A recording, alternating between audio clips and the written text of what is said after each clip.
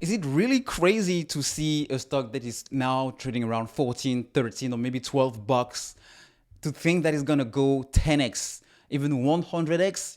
So 100x will be $1,200. So is it crazy for people holding EMC to believe that a stock can go from 14 or 12 to 100, 500, 800, 1,000, maybe 1,200, maybe more, maybe more? Well, let's see. The thing is, usually things like this happens in a short squeeze play or something that would drag so much buying pressure that literally this thing becomes gold. Like everybody wants to have a piece of this, a piece of it, and that's how the price keeps like literally going to the moon. How many times have this happened in the past? Many times.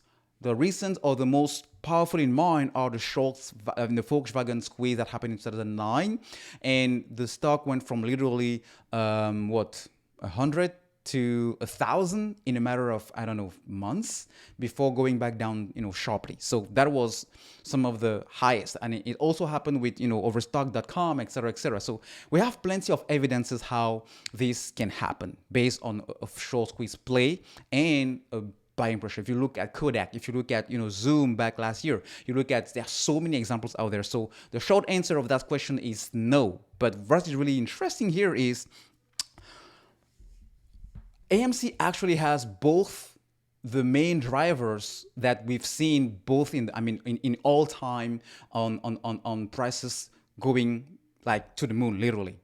The first thing is short squeeze. The short squeeze play here gets better and better every single day. Just look at the numbers. The short interest, all-time high. Utilization rate, all-time high. Shares on loan, all-time high.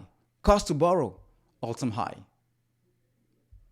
Now, if you look at the other piece, the second driver, buying pressure, unimaginable buying pressure coming, all right? Well, we have 90% of retail investors owning AMC. That alone should tell you everything, because those guys are not selling any single share. They're not selling any single share. The only reason why AMC is dropping it is because a group of people around this stock are playing with it in a way that is not being captured in the actual market, and we all know that, right? And that is why things are so gloom and doom for those guys, because if 90% own 540 something million shares, it means they have the power. You can do whatever you want to do, but millions of people buying and holding a stock without the index fund, without the institutionals. Folks,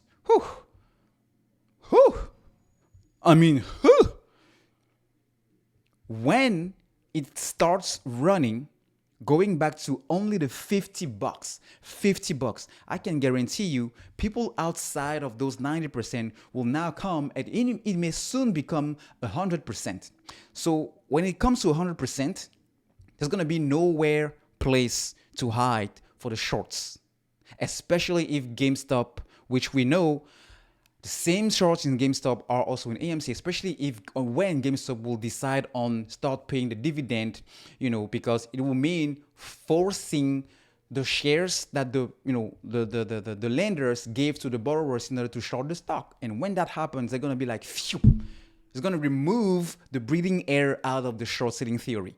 And when that happens, you add that to the millions of people coming on top of those who are already holding 90% of this stock. Whew. Sweet baby Jesus, Holy Mary. This can go to even more than 1,000 if everybody holds. It is literally this simple. Now the big question is, when will that happen? If I had that answer, I wouldn't be sitting here making videos with you folks. You got that right.